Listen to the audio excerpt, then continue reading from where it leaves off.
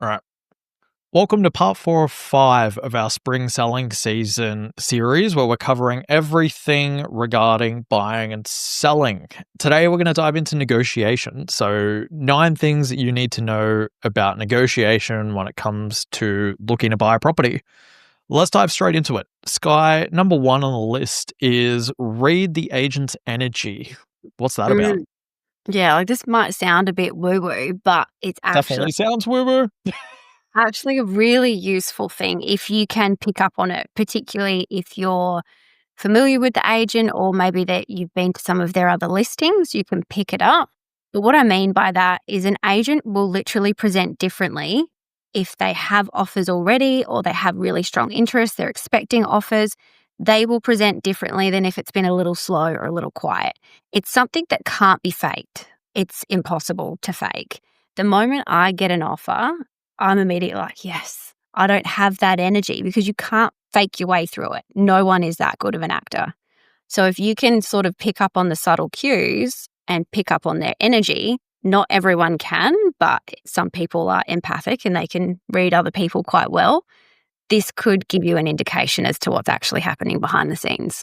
What would be some behaviors that an agent would show that would say that they are desperate, for lack of a better word? Like they're trying to get offers in. What would be something that you'd look for in their energy or their body language? That is a really good question because I'm not sure I can describe it very well. Definitely, I guess, a willingness and eagerness to help versus an unbothered energy. So they're almost like, I don't want to say desperate, but they're almost too helpful. Yeah. Yeah. And that's why you can't fake it. But I think if you were to refer it back to yourself, if you've got, let's say you're really, really hungry and someone comes along and they've got a pizza, you'll be like, oh, that's awesome. But if you've just had dinner and someone walks past with a pizza, you're not really paying much attention, are you? You're just unbothered. I mean, I don't know if that helps explain it. it does, but I mean, I know me and pizza, so no, but it does make complete sense. I think it's about the presence that they give you and the type of interaction that they have with you. Like, They they're come, supposed to be friendly, mm, but they're not breathing down your neck.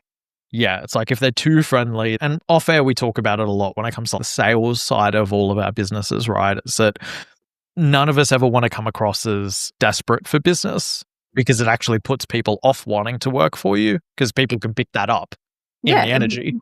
That's why I'm not sure I can explain it. It's an energy. hmm So for all the woo-woo people out there taking their crystals to opens, keep an eye out on the agent's energy. But in all honesty, if you go to multiple opens, you'll actually see what Skye is talking about. As much as it's like an airy-fairy kind of concept, once you go to a few opens and talk to a few agents, you'll see it. It'll just be You're plain looking as for day it. Yeah. that it's been And pointed out. let's be clear, it's not arrogance, right? Because the majority of sales agents, I'm going to call it, are arrogant. It's not that. It's just this deal is getting done, regardless of whether you get involved or not.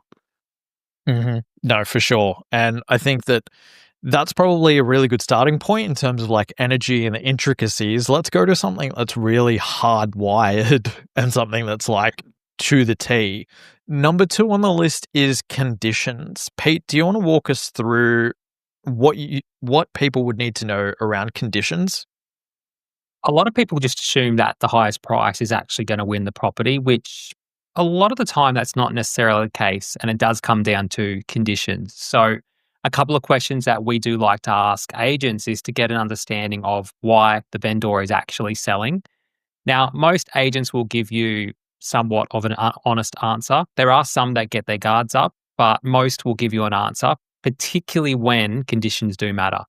So if an agent turns around and says, oh, they just want the quickest settlement possible, there's nothing to it, that's fine. Conditions aren't important. Price is for that particular vendor. For example, if they're looking to upsize or they actually bought a property and they need to move in, they're probably going to want a longer settlement. So you wouldn't frame it as a 30-day settlement. You'd actually put the conditions in there to be a 60 or a 90-day settlement. Or better yet, allow the vendor to actually pick the settlement within reason, of course. The other one might be they might be looking for a rent back. So they would prefer to sell the property to an investor and rent it back from them. So again, you could add that as a condition to the contract.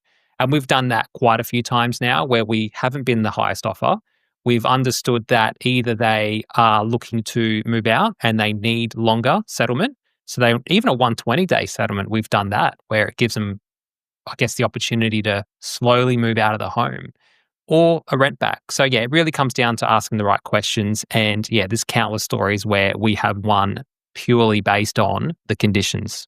And something that sticks out a lot at the moment is that rent back piece, right? It's where someone might need to, due to circumstances outside of their control, sell where they live, but they really love where they live. And for them, it makes more sense to take a little bit less money, but know that the person buying the property is happy to rent the property back to them and put a lease in place for them so they have that security. And I've seen it firsthand where vendors have taken 20, 30 grand less for a rent back because that is what they need in that point in life. Yeah. We've done that exact scenario a couple of times now, and the agent has said that we have been 20 grand under the highest. But at the end of the day, circumstances, they need a place to live, especially if they've got kids too. They don't want to uplift their kids. Like really getting to understand exactly what the vendor wants, you can, really use that to your advantage and ultimately secure the property for a cheaper price. So conditions-wise, quick settlements, long settlements, rent back. What about finance / not having a finance clause or a short finance clause? Is that a condition that's really powerful in the process? Yeah, it is. And you just need to be careful. So ideally, you'll never get rid of the finance clause because shit does happen and you don't want to find yourself losing your deposit. But if your broker is absolutely certain that you're going to be fine, removing the finance clause is a very powerful way to win the property because basically it's a done deal after cooling off period. The other way that I prefer to do, and it's something that you and I do empty together with clients, is a 7-day finance clause. That's pretty much where I kind of draw the line, where I'm super comfortable with clients as long as the mortgage broker has said, yep, that's fine. Because basically, if you've got a cash offer at 850 and you've got our offer sitting there at 855 subject to finance, if that's a 21-day clause, they're taking the 850 cash. But if you can do a 7-day clause and you're 5 grand higher than the cash offer, you've got a really good chance of still securing the property because that second buyer is likely still going to be there in 7 days' time. So a 7-day finance clause is, I think, the sweet spot if you can make that work rather than removing the condition altogether. Yeah, for sure. I mean, if you put yourself in the seller's boots, if you got 850 now or 855 in 21 days, I'm not fucking waiting 21 days. I'm taking the 850. I'm not waiting 21 days for an extra 5 grand. It's just not happening. And that's where, especially when you're in a competitive market like we are at the moment, the difference could just be 21 days versus 7 days. Everyone else comes in at 21 days and you come in at 7 days, but you're 10 grand and less. Skye, you're seeing it at the moment where that 7-day finance is getting the job done, right? Yeah, and it was sort of what we spoke about in last week's episode, that it depends on what that actual finance clause looks like and whether the 5 grand or not would make a difference. But it's definitely becoming more aware of people understanding this part of the process and how it impacts the seller. Yeah, leverage conditions as much as you can. Don't be afraid to play around with them. And if you're working with a buyer's agent, a lot of the value in what they're doing is that they're playing around with conditions to try and make your offer as attractive as possible because it doesn't always come down to price. Everyone thinks that it does come down to price, but half of the sales, it could be a condition that breaks the back, especially when all the prices are very close together. So I think that's a really important one to cover off. Now, number 3 on our list of 9 things you need to know about negotiating, Skye, the power of silence. I'm seeing a trend here between you and Pete, where Pete's very methodical and you're very psychological based. So talk to us about the power of silence. Well, because don't forget, I'm on the other side of where Pete's normally at, that I'm using the psychological tactics that I've spent the last 20 years learning about in how we get the most amount of money out of a buyer. The power of silence was something I actually learnt a long time ago with an old boss who actively told me that her tactic to get information out of employees was to sit with that silence. And she could sit in it for a really long time. And it always means people will fill the gaps, generally with information they weren't planning on sharing. Now, as part of the negotiation part, like you're not trying to be a dick. This isn't about not giving the information, but sometimes in the stress and the nerves of it, I find people fill the gaps far too quickly. I can hold the silence. I can be awkward as fuck. I've got no problems with it. Can vouch for you being awkward. Yep. The buyers will just rush to fill that gap, and I suddenly get all the information I need. So not only understanding that the agent might do that to you, if they're any good, if you're having that verbal conversation, but it sort of starts right in the beginning when you meet the agent, and you can use that to then get more info from the agent as well. It's almost like the adrenaline of it all, right? Is that you're going into like, you want to put in an offer on a place. You're really excited, blood's pumping, and then the agent just drops some awkward silence on you. Because you're already internally running at 100 miles an hour, you're just like, blah, blah, blah, blah, blah, blah, blah, blah, and you just volunteer a whole bunch of shit that you usually wouldn't. And you're right. You've got to be able to hold that silence, but also put it to someone, because it's almost like the old negotiation saying, the first one to blink loses, right? Yeah, there's countless studies around why this works, and not just when buying a property, but in many things. Being comfortable with silence is something people don't practice, and it can actually be a really useful tool. Probably a really good segue into number 4, actually, Skye, which is another one of yours. In terms of silence, don't submit an offer straight away. Talk us through that. Which is, perhaps an action-based silence. If there is, say, a best offers buy campaign in 2 weeks' time, for example, there's not necessarily a benefit to you to submit that offer straight away, because as we spoke about before, that's suddenly lifting the agent's energy. They're suddenly going, oh, great, we're done here. Changes the way the agent interacts. People get FOMO. It's going to enable the agent to leverage your offer, not only throughout the campaign, but with all of the other buyers that may or may not be involved. So then what would you say would be the best time to put in an offer if it's not straight away? Generally, the last minute can be really powerful. It is a risk. You might risk missing out, but particularly with these platforms where you're bidding online and you can see all of this other activity. On Monday, we were actually bidding at a property, and the last bid that he put in was at 4:56 with offers closing at 5 p.m. Absolutely the case that the other strongest buyer was doing the same thing. We just had the nerve to hold to the very last minute. And tying into offers and working the agent and understanding where things are at. Number 5, Pete, call the agent. So we've already talked about the power of silence and not submitting an offer straight away, but number 5 is calling the agent. It seems like it all really needs to be methodical. So talk us through that. So we normally place that call a couple of hours before the offers are closing. Now, if it's a 9 a.m. close, we'll do it, say, 3 p.m. the day before, with the idea that most offers have already been submitted. And depending on your line of questioning, and also depending on the agent, you can try and extract out as much information as possible so that you kind of see where the offers are in fact sitting. Because at the end of the day, the agent wants to get the best offer possible. They're not going to tell you, hey, my highest offer is $850, take it or leave it, do what you got to do with that. Most agents will give a bit of a guide. They might say, oh yeah, offers are sitting in the mid-8s and we've got 10 offers or whatnot. But I guess maybe if I step through the questions we ask, that would probably be super, super helpful. Yeah, for sure. So the first question we like to ask is, how many offers have you got? And what that is helping us get a gauge for is how competitive the property actually is. If they've only got 1 or 2 offers, you probably don't need to be too much above the guide, as an example.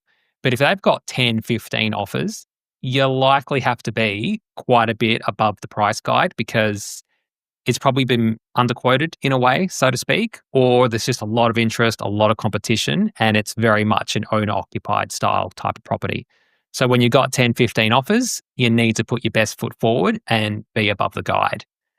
The other question that I do like to ask is, what are the conditions attached to some of those offers? And they'll kind of give you an idea, some of them are cash, some of them are finance, some of them want long settlements. So really kind of digging down into that.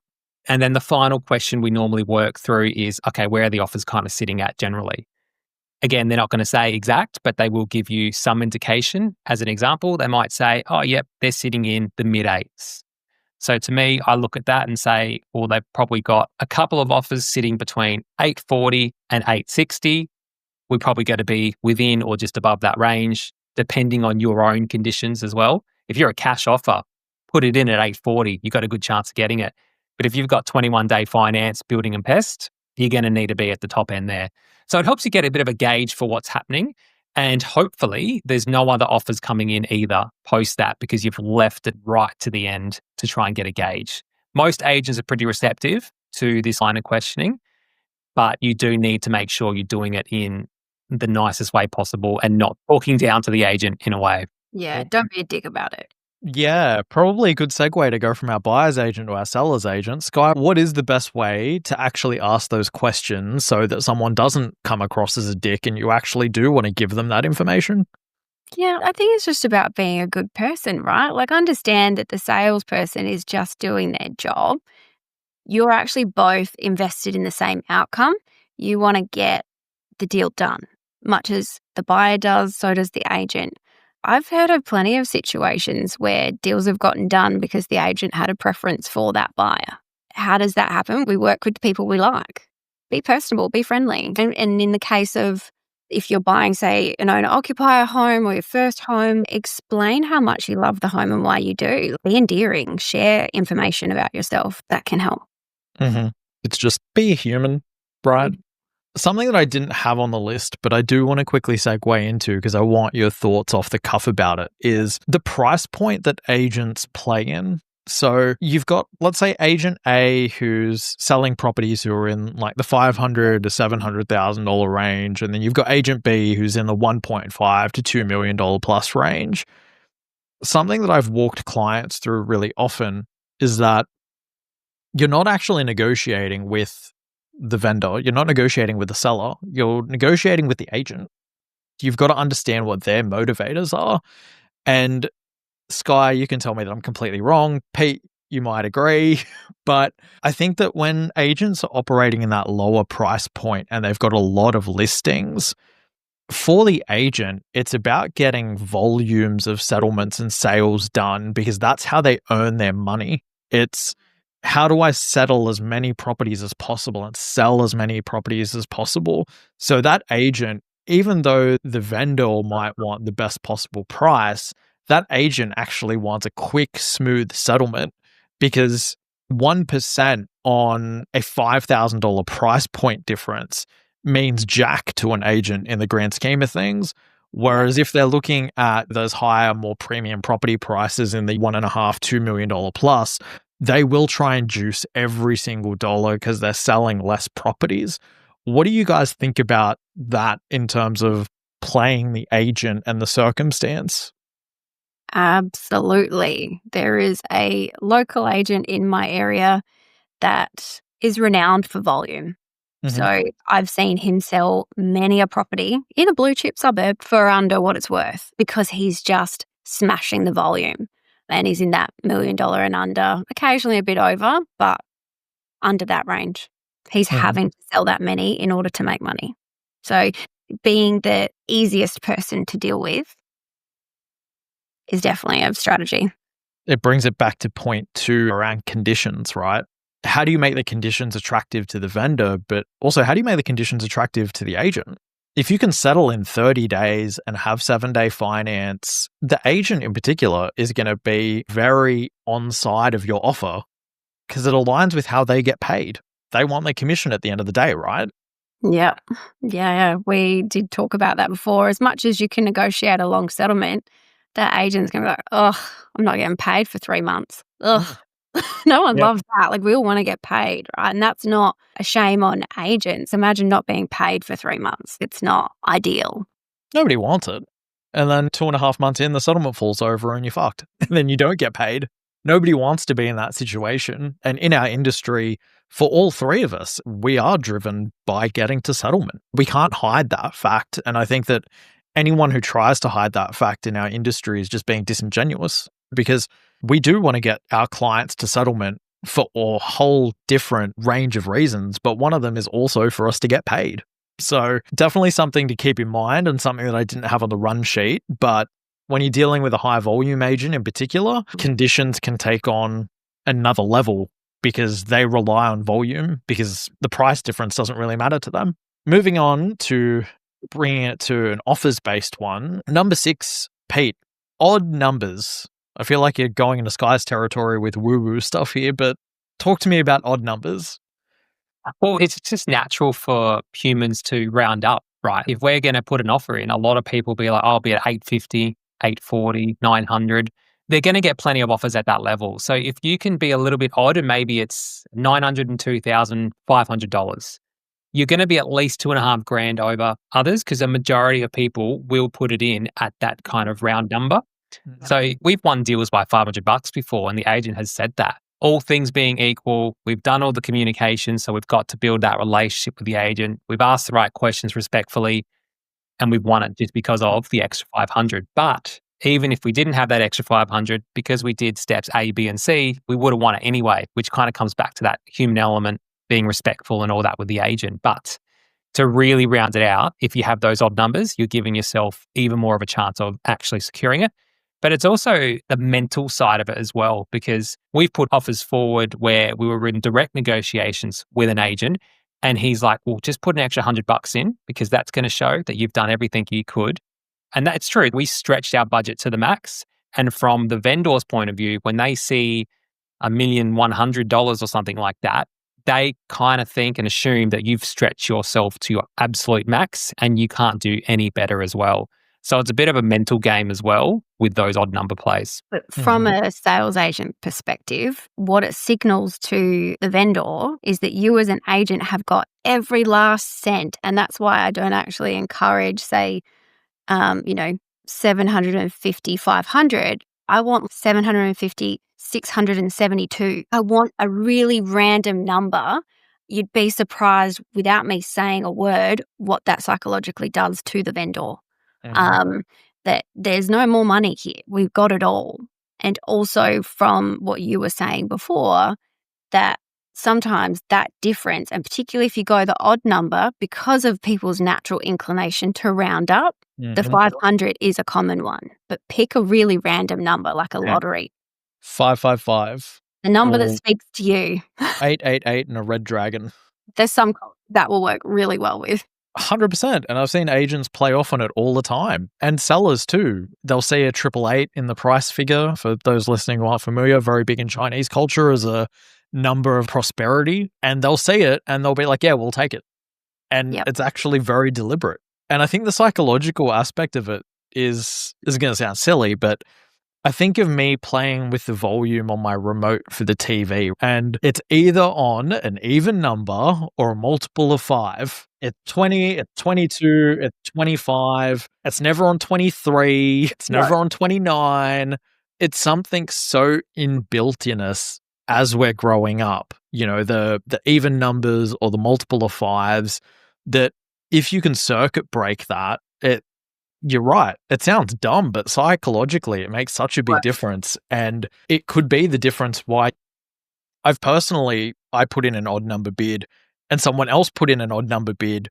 And I've personally missed out on a property over $92. In hindsight, not too mad about it, but I was dirty when it happened because I thought I was being clever and going at a 500 and they were cleverer and went in at 592. To your point, Skye. So, yeah, it's definitely something that sounds weird, but definitely works. Yeah, for sure. The other thing that can work is to endear yourself to the vendor. Let's roll into it. Number 7, endearing yourself. How would you do that? Writing a letter. And it sounds really obvious, but submitting this letter with your offer and asking that it's presented to the vendor, particularly as an owner-occ, can help your case. So I had a friend who was looking for a very specific set of needs in a very tightly held suburb. And I was like, I'm your friend, babe. It's not going to happen. Turns out it did. She got lucky. She bought from that volume agent I was talking about before. But she sent through basically telling about her story and why she was looking to buy this property, why she loved it. And she secured that property like $40,000 under the other offers because the vendor fell in love with their story and wanted to help her out. It's not going to apply for every situation, but it might just be the thing that gets you across the line. And I was shocked. I did not think she was going to get what she was looking for at that price point. The times that I've seen it work is, and again, this comes down to speaking to the agent, asking the right questions, is older buyer downsizing into a nursing home. That's when I've seen it work the most, is they've potentially been in their property for 20, 30 years. They've made tons of money and they've got such a big emotional attachment to the house that they want it to go to someone who's going to kind of have that same story or that same legacy and make it their family home. And so they go, what's the difference between 10, 20 grand? I've made $500,000, $600,000 on this property. Let me make sure that it goes to someone who actually needs it and is going to be here for 10, 20, 30 years. I feel like those are the times that I've seen the letter really, really work. And it won't take you that long to do, right? And if it doesn't get you the benefit you want, you've lost nothing, but it could just be a deal breaker. And to be clear, if you're a property investor mogul who's collecting properties, we're not saying lie about being a single mother who's broke. Don't do that. That's unethical. On that point, though, I have seen it work with very well-established investors who've made their money. They're now getting out of the property for whatever reason. They have gone through those hard times and they're happy to share the love. So don't just assume that it's that older emotional buyer. People who don't need the money, I've seen them be very generous on the other side. You're going to tell me rich people have feelings, Skye? They're not all shit. So writing a letter, although it seems really unconventional and definitely in Skye's realm of woo-woo, I think we've all seen it work personally before. And so it's definitely a great one. Now, back to another tactical one. Pete, number 8, building in Pest. I think this can be one of the biggest value add negotiation pieces that I would say 95% of people miss out on saving money when it comes to building a pest.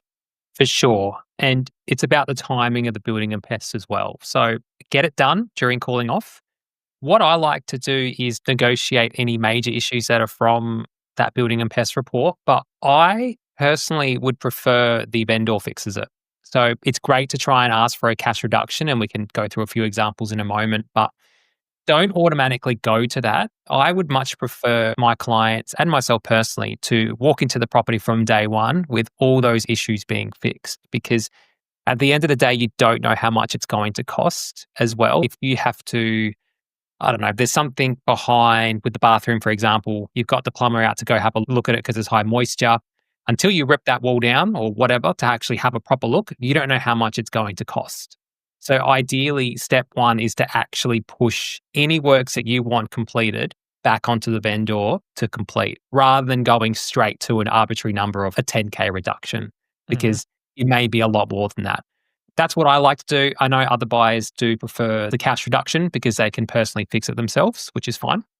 But once you've got the building report, have a look at it, talk to the building and pest inspector. Anything that is a major issue, particularly if it causes any safety concerns, you can pretty much ask the agent to go back to the vendor to ask if they will actually fix the issue or a price reduction if that's what you want to do.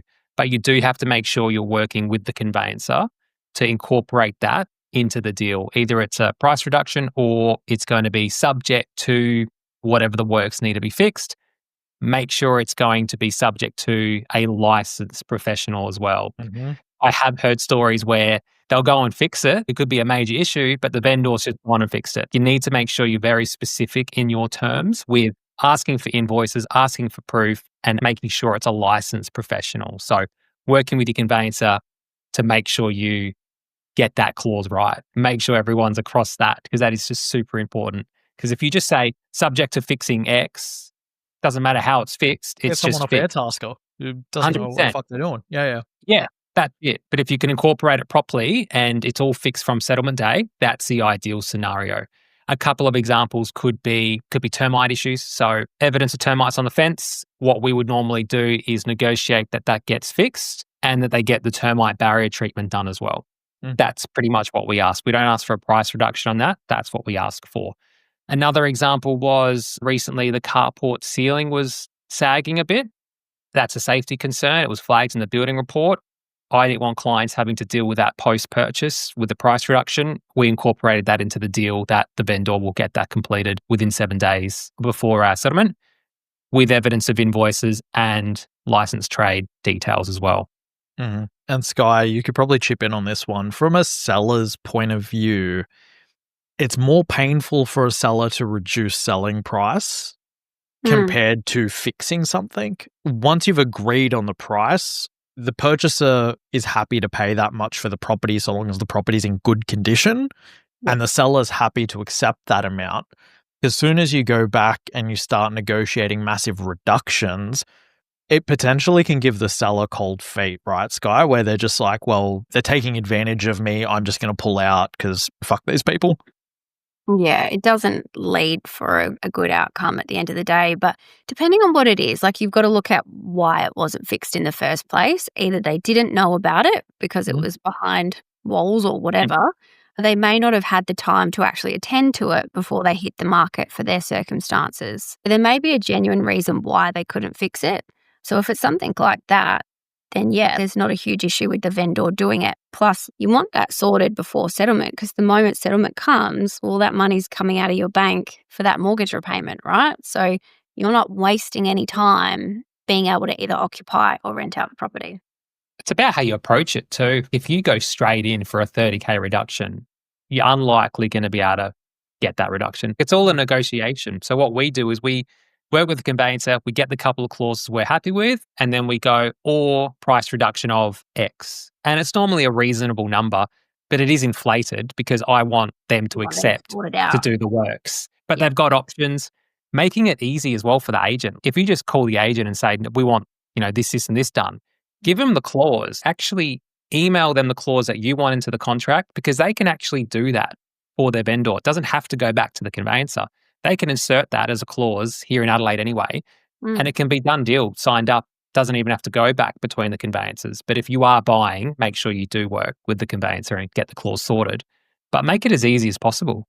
That's a really good tip, Pete.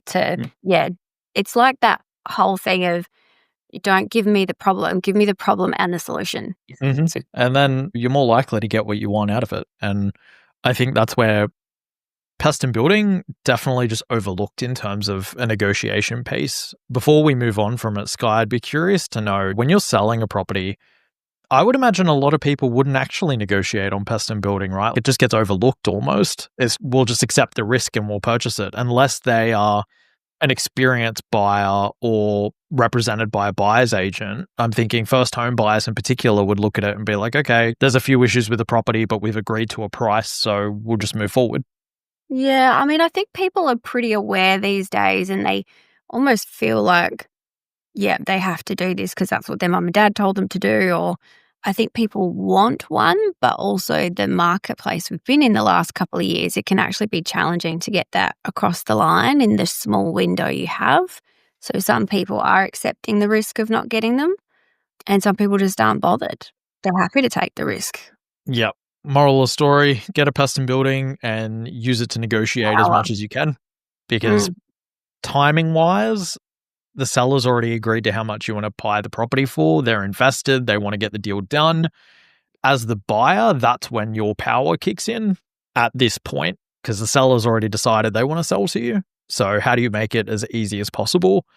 And on the note of a good flow on from Pest and Building, and to bring us home for number 9 on our 9 things regarding negotiation that you need to know, access prior to settlement. Skye, talk us through this. Yeah, it's just a little one I think people don't think about. And in more cases than not, it can be arranged. Particularly, I'm probably referring to if the property's empty. This is an easier thing to do. Let's say you're buying it to move into, but you want to paint it all before you move in. If you can get this added into your conditions, You're just saving yourself time and money on the other end.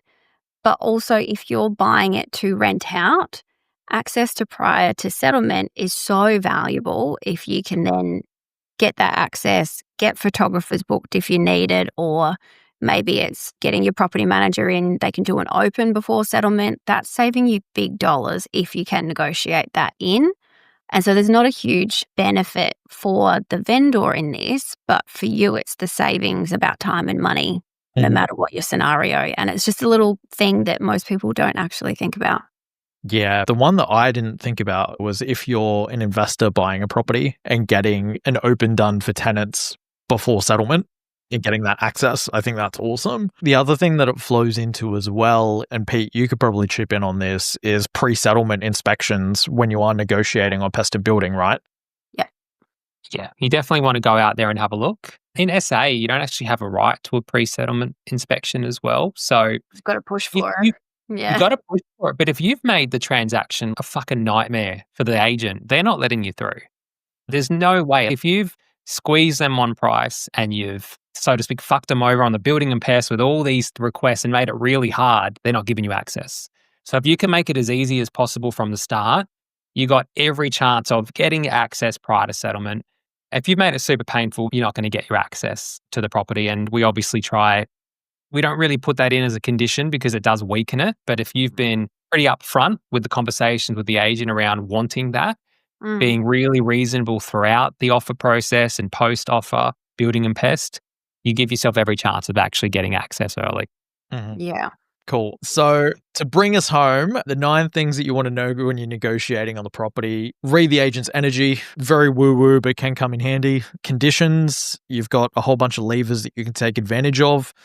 Power of silence, let the agent talk and don't fill the silence awkwardly with a whole bunch of information that you don't want to give them.